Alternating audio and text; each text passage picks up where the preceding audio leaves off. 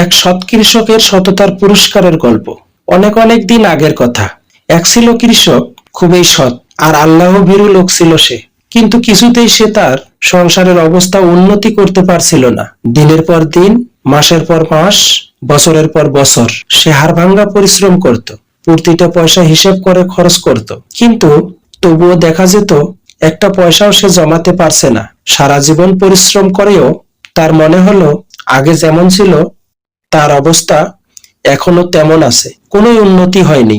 একদিন ফজরের নামাজ পড়ার সময় কৃষকটি সিজদায় পড়ে আল্লাহর কাছে মুনাজাত করতে লাগলো, দয়াময়, করুণাময়, তুমি পারো আমার অবস্থা বদলাতে। তুমি আমাদের ধন দৌলত দাও।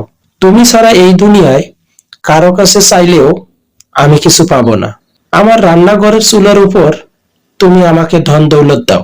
এই মোনাজাত করে সামান্য কিছু নাস্তা খেয়ে প্রতিদিনের মতো সেদিনও সে কাজ করতে মাঠে চলে গেল।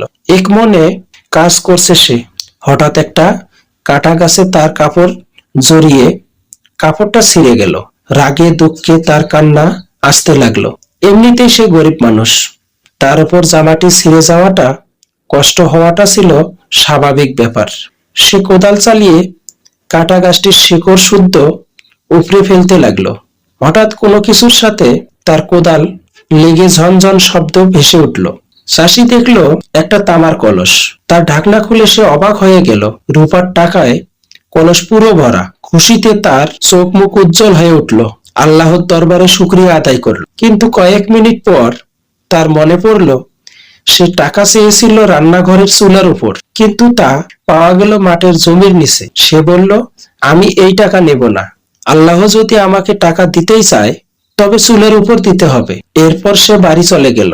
কলস ভর্তি টাকা সেখানে পড়ে রইল। বাড়িতে গিয়ে সে তার স্ত্রীকে সব কথা খুলে বললে সে তো এসব কথা শুনে রেগে আগুন। বলে কি, এমন বোকাও আছে আল্লাহর দুনিয়ায়? কিন্তু সেই একই কথা কৃষক রাতে যখন ঘুমিয়ে পড়ল তখন তার স্ত্রী তার এক প্রতিবেশীকে সব কথা জানিয়ে বলল, আমার স্বামী তো দুনিয়ার সবচেয়ে বোকা মানুষ। প্রতিবেশী বলল, এক কাজ কর, তুমি গিয়ে টাকাগুলো নিয়ে এসো, তোমার অর্ধেক আমার অর্ধেক। প্রতিবেশী তো মহা খুশি। সে তখনই কোদাল আর শাবল নিয়ে সেখানে চলে গেল।